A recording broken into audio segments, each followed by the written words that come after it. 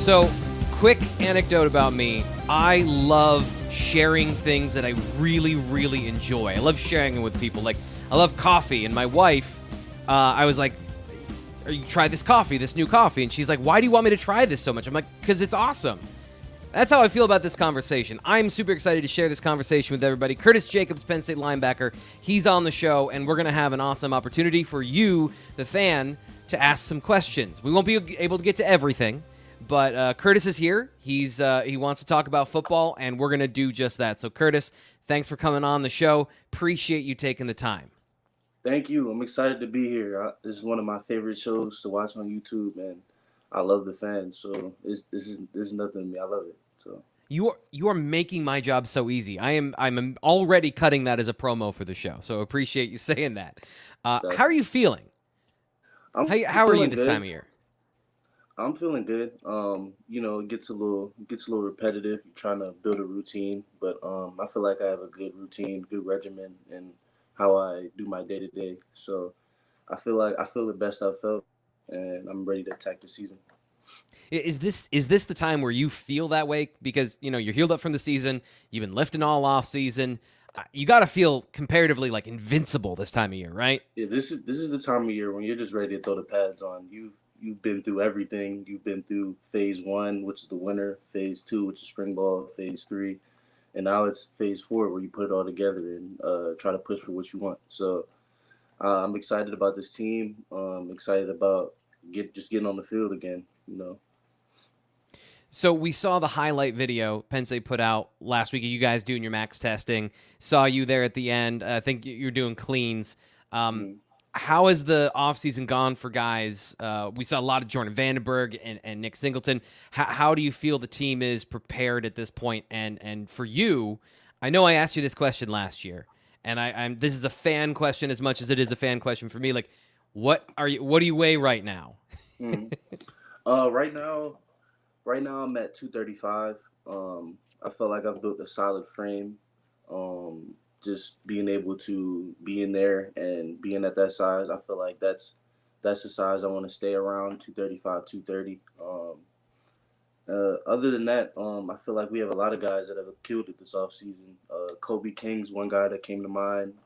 Abdul, Dom, just guys in the room. Also, I would say offensive guys like Keandre. He looks faster than I've ever seen. So it's just great seeing guys work all summer, and I know everyone's excited to get into camp in the next couple weeks. We got a question here, specifically. What game are you looking forward to the most? Asks Spencer. It's West Virginia for me. There you go. I'm just trying to get back on the field, get it started, and have that 1-0 mentality. I know some guys look at that as just like the Coach Franklin answer, but it gets to a certain point where I really believe that, and I really believe that's the path to success for us. It's taking one game at a time. Well, it makes sense, and this is kind of from the outside looking in. The amount of preparation it takes, the amount of focus it takes to be great. You can't split your focus. You can't be thinking about something else, whatever it is, other than that task at hand. So looking at West Virginia, I don't know if you want to give a quick scouting report of what you've seen, or what are your thoughts about the opening game at Beaver Stadium this year? I'm excited. I think it's going to be a really, really great environment. I just having a normal night game at Penn State. I don't think I've had that yet. Other than whiteout. So just being able to be in an environment like that, that's my favorite part of why I came to Penn State. So that I think that'll be great coming forward. Yeah, I was thinking about this earlier today. Your first year was 2020, was the pandemic year. How different is everything than what you first experienced at Penn State? How has this, been a journey since that first year with the Nittany Lions? Honestly, this is one of the years where I really felt the support on campus and everywhere. Obviously, my first year here, I didn't really talk to anybody. It ended up being like an isolated thing just because of what was going on in the world. So just being able to see how many people care about Penn State football through my years, like it's been it's been unmatched, and I just I'm incredibly thankful for the relationships and the people I've met on campus throughout my time here. We've got a lot of people here in the chat. Super excited to have everybody here. One thing I want to ask quickly is if you're watching the video live and you're having fun, as much fun as I am talking to Curtis Jacobs, please like the video. And if you are new here, this is the first time you're here, subscribe to Blue White Illustrated on YouTube because, as Curtis said, his favorite show on YouTube. So appreciate all of you and all of your support. Want to get to one of our questions from BlueWhiteIllustrated.com. Another great place to sign up and get inside information on Penn State football. This question coming to you, Curtis, from somebody that I think you're fairly familiar with, and that is our illustrious Losey's Mustache is who we're looking forward to here on the show. Hold on one second. Let me pull that up here. This question here, what's the biggest factor that made him want to return, you to return for another season instead of declaring for the NFL draft? This comes from our message board member, Losey's Mustache. Hold on, that's his name, Losey's Mustache? That's his name. Yes, that's his name over at Blue White Illustrated. That's the handle he chose. So yes. That's awesome. I got a funny story to tell you about that. But honestly, it was just I felt like I wasn't all the way there, and I felt like I hadn't given all that I could give to PSU. So I felt like coming back was big for me, so I can enhance my brand as well as enhance my team's brand. And as you know, with team success comes individual success. So I'm just incredibly locked in on trying to be 1-0. I feel like just doing that will take me anywhere I need to go. How much of a pull is the NFL? Like, you had that decision, you're eligible. Some guys, they go. And the conversation we have externally, we always have those conversations. Should they stay? Should they go? It's obviously much more personal for the guy making the decision. So how much of a pull is it for a guy that has the talent to go to the league? And as you said, you didn't think you were all the way there, but a lot of guys, they go anyway. How much is that like a decision you have to make? I really think it's everything. I feel like it's one of the most important decisions, if not the most important decision of your life. That's literally your hopes and dreams right on a platter in front of you, and you gotta be like not prideful enough to say, yeah, like I'm not ready to be there yet, and I have more developing to do. So I feel like that's gonna be one of the biggest decisions in my life, and I pray every day that it pays off for me, and I work every day to make sure it pays off to me. That eligibility, that decision, what you just described, it's probably so real you could touch it. Is there a certain feeling about going after 3 years when you're first eligible? Because, superstar players, they go after 3 years, they're drafted in the top 5. Everyone, I assume, wants to be that guy. Yeah. That conversation that you have to have, with yourself and with Coach Franklin and Coach Diaz, as you mentioned earlier this offseason, how much is that a part of the thought too of like, I want to be one of those guys that's 3 years and I'm going to the NFL because, I'm good enough?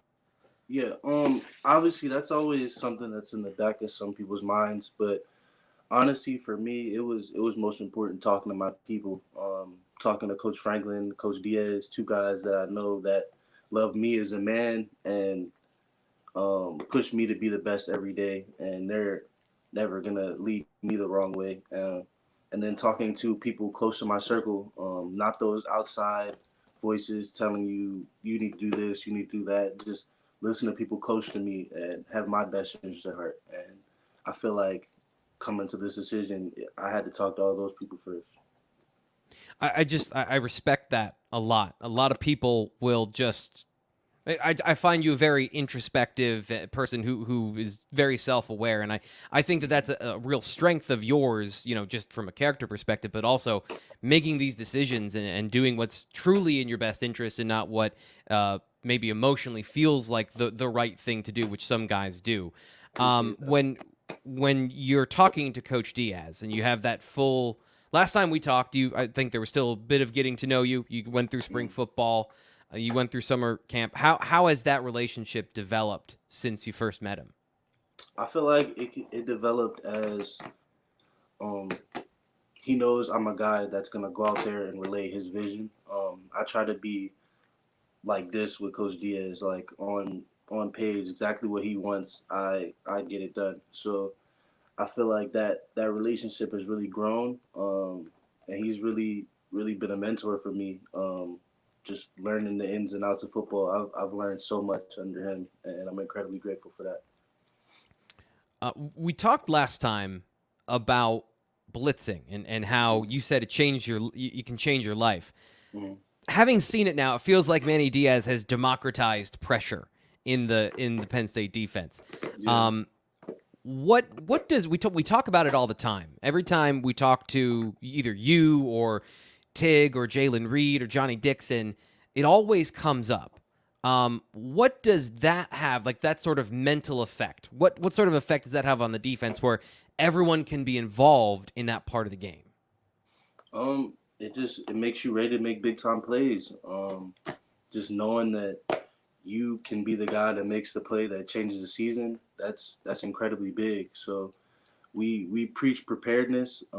We preach the guy that's fifth on the depth chart has to prepare like he's a starter, because you never know. You could be the guy that gets in the game and makes the plays that gets us the national championship. So I feel like just being prepared in that situation, and not really focusing about emotions is most important for guys on the team.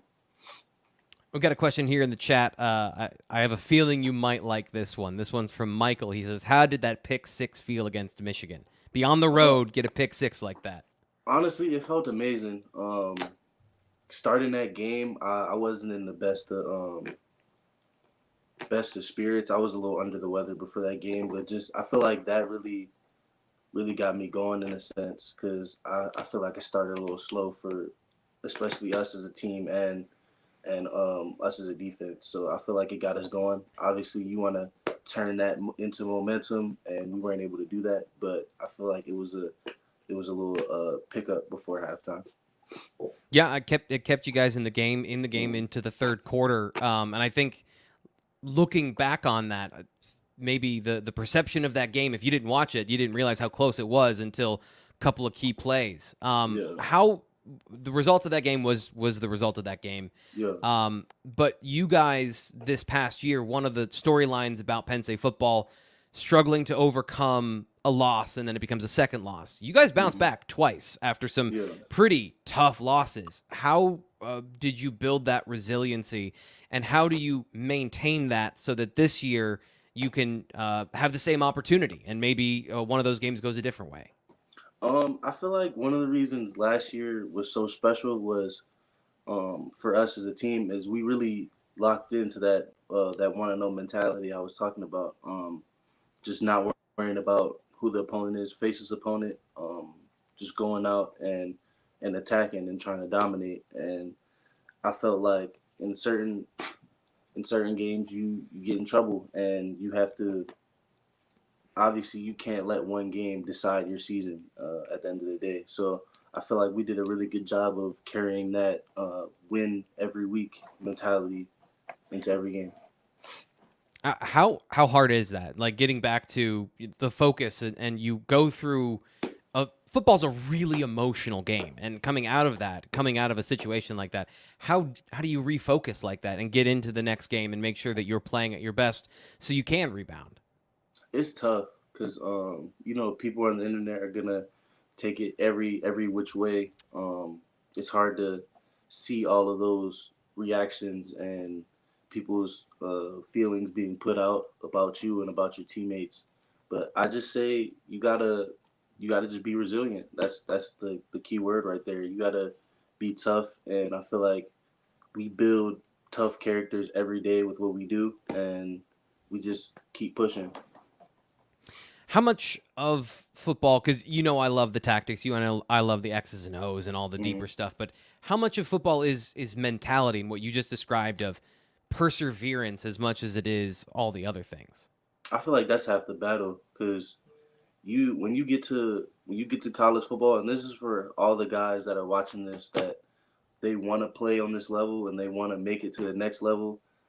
The hardest stuff you do isn't even going to be on the football field. It's going to be getting up and going to class every morning, getting ready for morning workouts where you're doing mat drills and water bags that have nothing to do with football. It's just pure work to see who's going to quit. And just I feel like resiliency is going to take you a long way when it comes to this game. We got a couple of questions in the chat as well. Michael McCullen here. Appreciate you making the time to chat with the fans. Curtis, best of luck this season and beyond. Appreciate you donating to the. I appreciate that. Yeah, he's a great guy. He's a regular here on the show, donating to the channel. Always appreciate him. I love Steven that as well. beard too. I saw that. Right. This thing is impressive. You look at his picture here. It's all the way down to like mid-chest. I don't know if you saw last year, I was going through some sort of weird phase where I tried to mimic his, and it was, I looked back at a couple of shows this year. I'm like, why didn't anyone stop me?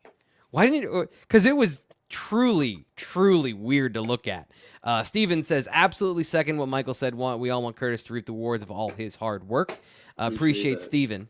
Let's get to a question. I gotta tell you about Losey's mustache. Yeah. So I'm not gonna lie. One day I asked him, I was like, so like, when you go to sleep, like, I'm assuming like he rolls over in his sleep. I'm like, does it stay like that, or does it get messed up and you gotta do the little curling iron to get it right with the wax? He was like, nah, it just stay. He gonna go, nah, it just stay hot and ready, big dog. Just stuck there. He just gets up in the morning, gives it this little fix up, and then he's good to go. I love the idea of him. That thing is impressive. I love the idea of he's getting ready for bed at night, and part of it is he's recurling it, making sure it's ready for bed. Yeah, I know. You got to. Saturday Blues comes in with this question. Was the move into the box last season more of a challenge physically or mentally for you? I wouldn't say mental. I wouldn't say mental because obviously with the way I prepare, I try to be comfortable in every situation. I don't know if I would use the word challenge, but I feel like physically wise, it just was more up on you, like, if that makes sense. Everything is right in front of you rather than you being from a little bit of a distance and getting a little bit of a head start. So I would say that's one of the ways it could challenge you physically. How was it splitting time between the two positions? Because we talked last time, you said I miss playing in space. Kind of got to have the best of both worlds, where you were playing both positions. How did that? I guess what were the things that went into you playing two positions in a game between series? Just trying to build a rhythm. It's tough to build a rhythm when you're playing two different positions on different drives. So like if you start one drive at one and you start another drive at another one, you may not get back-to-back drives to really feel out what you're seeing and apply your rules to it. But I feel like it made me better for it. Obviously when you get to the next level, I never know what I'm going to play. So just being able to be prepared in all of those situations and allowing me to prepare like a vet and have my young guys watch me prepare like a vet. I feel like that helped me incredibly. That's something that I'm super interested in too, what you said there about helping the young guys. Everyone's very excited about Tony Rojas, Tamir Robinson. You mentioned Ellis Brooks being a huge influence on you, showing you the ropes of how to play the game, how to be great off the field so you can be great on the field. Are you an active participant, or are you a guy that is lead by example and show guys what they should do, and then it's up to them whether or not they're going to make those habits a part of their life? Yeah, I'm a pay it forward kind of guy. Obviously, when I'm in, there's certain things that Coach Diaz coaches at another level because he knows I know the ins and outs. But those guys are just really getting started and they're just learning the ins and outs and learning how to do things. But honestly, you gotta get on those guys and get into everything about it. Not just when it comes to football. I feel like routine is a big part of your game. And I talked to you about this before, but I feel like just having a good routine is going to be amazing for those guys. Because if I did the stuff that I was doing now and putting into my game, I would have been that much better as a freshman. So I just try to preach to those guys just preparedness and routine. That's going to be the most important part of their game right now. My dog It's is that. destroying this treat over here. I was wondering if that was an audio thing, but yeah, it's a. Yeah. What kind of dog do you have? This pit bull. Come here, Zah. Oh. She's Oh huge. man. What's her name? Him or her? And what's their name? It's a girl. Her name's Zah. I love dogs. Yeah. That's fun. I just I took her to her trimming appointment today. Her nails was getting too crazy. Question here from BlueWhiteIllustrated.com, talking about that exact thing. This I think is perfect of what we're just talking about. Stephen Light says, always amazed at the dedication schedule requirements of D1 athletes. What was the most unexpected adjustment to college life as a major school athlete for you? That's a tough one. I gotta say, working out in the morning. I'd I never was be able to do that. I'd I puke was all the time. never a morning guy. It was a little rough getting used to. Just like getting your body ready that early. I think before Penn State, the only time I ever worked out in the morning was like basketball practice for high school, and that's just like just playing basketball. So I feel like getting my body adjusted to getting up that early, getting food in you, and getting ready, and the trials and errors of that, because that doesn't always go how it's planned. I feel like that was one of the major adjustments I had to make. So the human body is capable of that, because I at one point in my life I tried to work out in the morning and I threw up a whole bunch. So like you Yeah, can do it, is what you're saying?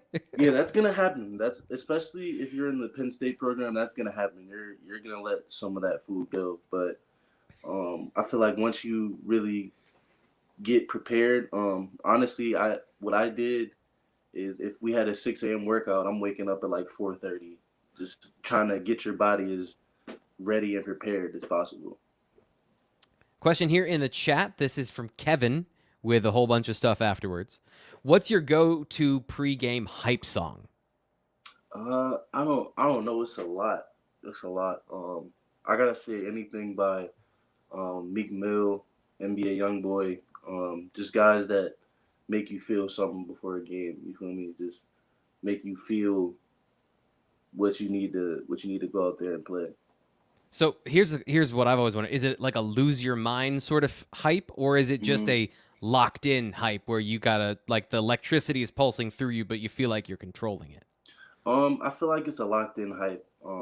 Just I don't like to hear a guy like screaming in my ears. It's more like a good rap about what you want, what's your goals, and where you want to go. Another question here from the chat. Eric, appreciate him donating to the channel as well. He says, Curtis, what's it like walking around campus after a win? What is the mood around Penn State when you guys bring home a W? The mood is great. Win or loss, I love getting to talk to the kids that come up to the games. I always thought that was the coolest part. I was that kid coming to those games. Unfortunately, I was going to Maryland games, but that's a story for another time. Just I feel like paying it forward is the most fun part. Other than that, though, I try to get in the house immediately. I feel like I'm getting to the older side of college, and it's just about getting to the crib for me. But I love seeing everybody excited and ready to go have fun. Here's a question from Xander. I'm going to avoid wondering what younger Curtis did and where he went after a game where you got to win. Xander, what's your favorite NFL player? It's a lot of guys for me. It's a lot of guys. Does he mean like right now or all time? Pick your favorite. Pick your poison here. He did not specify, so that's dealer's choice. So if you know me, like going back, I'm still a wide receiver at heart. Oh So yeah. two of my favorite players, like right now and all time, have got to be Calvin Johnson and Justin Jefferson. Just the way those guys dominate games, it's amazing. And then really learning on the defensive side since I've been coming up. I've been watching a lot of Lawrence Taylor. That guy was a monster. So I gotta put those three up there for like current and all time favorite players. You just made so many guys with white hair super excited that you mentioned Lawrence Taylor. Like Yeah. that's a retro old school respect Nah, move right there. that's a he's a dog, man. That stuff he was doing on the field was unheard of back then. Another question here. We talked about this a little bit off screen. This is an interesting one from Poncho570 over at BlueWhiteIllustrated.com. He says, "What was the feeling like after you went down to Auburn and beat them the way you did?" It was fun for him listening to the pro SEC CBS commentators on the TV have to give credit to Penn State for the way they played and won that game. What was it like for you out there doing those things? I feel like it's always great to have a win like that. I felt honestly before that game there was a lot of doubt around like what we were doing because obviously the Purdue game we got the win, which was the main goal, but we didn't dominate the way we should have, and I feel like just that game really set the tone for how we wanted our season and how we wanted to approach games. Just coming out with a chip on your shoulder mentality, and I feel like we carried that throughout the rest of the season. So That I was circled that as oh sorry I circled that as one of the most important games of last season. Yeah, the emphasis with which you guys were playing on defense, I think, really opened a lot of people's eyes. This season, another year with Manny Diaz. We've talked about your transition, how you play both positions. How do you get all these talented football players on the field, Curtis? Like, how do you get guys that are you're 2 and 3 deep at certain Yeah. positions? How are you feeling about this season? And just like I said, how do you get all these guys on the field? Um, it's tough when you have so many in your ones, twos, and threes really. But just I feel like it comes down to how Coach Diaz coaches it. I feel like last year we had a really good, healthy rotation that kept people fresh, and the point is to in the fourth quarter you want to be playing how you're with the same legs you're playing on in the first quarter. So just I feel like just being able to get so many guys on the field doesn't just do a good thing for us um, when it comes to body energy saving wise, but it does a lot for us coming into like just being able to have so many guys that can play on the field. That's major. How is the I think team understanding might be the best way to put this. Team understanding what Manny Diaz wants you to do. How is that changed now, and what can you do that you couldn't do before in your estimation, like as a team? Um, I would say now like it's really changed to everyone being prepared. I've seen a lot more of that than I did in previous years. I got guys in the twos and threes asking me questions that I wasn't asking as a freshman. So just those guys being that locked in and ready, it's impressive for real. What have you seen? Some of the journalisty questions that you'll get all season long. I want to ask a couple of them here, just because I think fans are excited about these things for the season. And without getting into details, it's hard to talk about these things. But what have you seen from the offense this year? A lot of uncertainty, kind of the way we talked about the defense last year. Some uncertainty with a new quarterback. You talked before about how important Sean Clifford was to the program. What do you see from that side of the ball so far through spring and the summer? It's been impressive. Obviously, I feel like us being a test for them is only going to make them better. Just having us come at them every day and they come back at us is going to make us better as a football team. So I feel like they've been really good. Drew has been amazing. The running back room is unlike any in the country. I don't think anyone's better than him. Tight end room, I feel the same about. Receiver room, I feel like they're doing really good and coming along. So I feel like we're really coming together as a team. Yeah, and receiver expert too. You have a keen eye for how all that's developing. Yeah. With Drew, And that's with another Drew, guy I need to shout out. Dante Cevis he's that guy. He's good. He's gonna open a lot of eyes this season. Yeah, I'm excited to see how he fits into the offense. I love his route running skills. I think that he can be a great complement to what you guys have had on the roster already. With Drew commanding all of those things, how would you characterize him as a football player? When you are going up against him, what are the things that come to mind when you're playing him, in practice? For Drew, I just gotta say a tough, smart, and composed guy, and that's really the main three things you look for in a quarterback. He just approaches every day like a veteran. I feel like Sean has done a really good job in instilling that routine and preparedness into him, and I feel like he's ready to shock the world this season. We have a question here, just a couple more. So if you want to get a question in for Curtis, we're going to have just a couple here at the end. Appreciate all of your time here on the show. This is something that Penn State fans have been talking about all offseason. I know it's a conversation that we've had out externally, but I want to just get your thoughts here on this group. We asked about the offense. How do the defensive tackles look in front of you right now? How's that group progressed? They're deep. They're deep.